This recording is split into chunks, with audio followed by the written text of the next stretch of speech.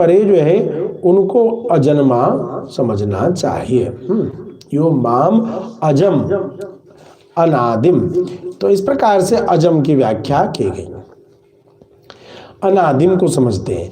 इति अनेन पदेन आदिमतः अजात मुक्तात्मना विसजातीयत्वम उक्तम, अर्थात कहते हैं जो आदि युक्त अज मुक्तात्मा है और मुक्त उसकी अपेक्षा भगवान की विसजातीयता विलक्षणता अनादि इस पद से बतलाई गई है। जो आदि युक्त अज मुक्तात्मा है, यानी परमात्मा से युक्त जो अजमुक्त आत्मा है उनकी अपेक्षा भगवान की विसजातीय अनादि इस पद से बतलाई गई। यानी जितनी भी जीवात्माएं हैं वो सभी का यदि हम शरीर से परे चर्चा करें तो वो अजन्मा है। ऐसी स्थिति में भगवत तत्व का वर्णन करते समय उस अज के आगे अनादि शब्द का प्रयोग किया गया, क्योंकि उन जीवात्माओं से पूर्व में आदि में परमात्मा उपस्थित है, लेकिन परमात्मा जो है वो अज तो है ही, अनादि भी है। ऐसा करके भाष्यकार यहाँ पर ध्यान दिला रहे हैं। मुक्तात्मनो ही अजत्वम आदिमत, जो मुक्तात्मा पुरुषों का अजत्व आदि वाला है। जो मुक्तात्मा पुरुष है वह उसका जो अजत्व है अजन्मापन है वह आदि वाला, उसके आदि उपस्थित है। तस्य हेय संबंधस्य पूर्ववृत्तत्वात् तदर्हता अस्ति, उनका त्यागने योग्य जड़ पदार्थों के साथ पहले से संबंध था। हेय संबंधस्य पूर्ववृत्तत्वात्, इसलिए उनके अजत्व को आदि मत कहना उचित है। जो मुक्तात्मा है, जो अजन्मा हो के भाव को प्रस्तुत हो चुके हैं, इसलिए उनको आदि युक्त कहा जाएगा। अतः अनादिम इति अनेन तद अनर्हतया तत्प्रत्यनीकता उच्यते।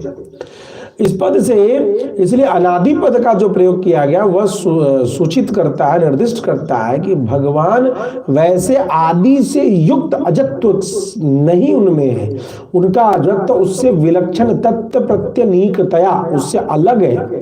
इस कारण ही निरवध्वम श्वेताश्वतरोपनिषद में 6/19 में इत्यादि श्रुत्याच इस प्रकार से उनके कहा कि उसका विरोधी बन निरवध्वम आदि श्रुति से बदलाया गया कि भगवान जो है सो अनादि भी है। एवं हेय संबंध प्रत्यनीक स्वरूप तया तदनरम माम लोक महेश्वरम लोकेश्वराणाम अपि ईश्वरम मर्त्येषु असम्मूढ़ो यो वेति। इस प्रकार मेरा स्वरूप त्याज्य पदार्थों के हेय संबंध प्रत्यनीक उनके विरोधी में है, स्वरूप तया तद अनर्हम, इसलिए उनका मुझ में होना असंभव है। माम लोक महेश्वर, मुझे संपूर्ण लोकों का परमेश्वर को, लोकेश्वराणाम अपि ईश्वरम, संपूर्ण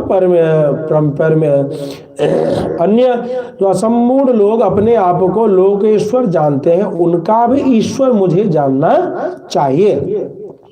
ऐसा जो मुझे जानता है मर्त्येषु असम्मूढ़ो यो वेति।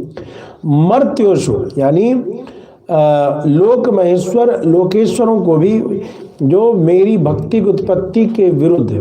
अच्छा, यहाँ पर का मनुष्यों में जो मूर्ख लोग हैं, मोह रहित पुरुष लोक महेश्वरों को भी ईश्वर, उनका भी ईश्वर मुझे जानता है। मर्त्येषु मर्त्य लोकों में जो मुक्तात्मा है उन मोह लोक महेश्वरों में भी मुझे उनका भी जो ईश्वर जानता है। इसका तात्पर्य यह स्पष्ट होता है। इतर सजातीयतया एकीकृत मोह सम्मोह तद्रहितो असम्मूढ़ सम्मद भक्ति उत्पत्ति विरोध भी सर्वै पापै प्रमुच्यते।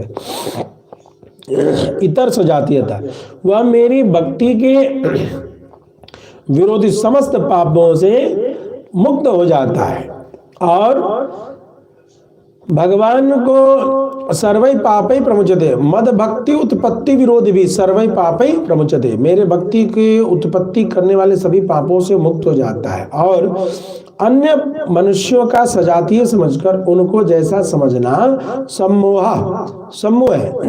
अन्य मनुष्यों के समान उन्मुक्त आत्माओं को नहीं समझना चाहिए।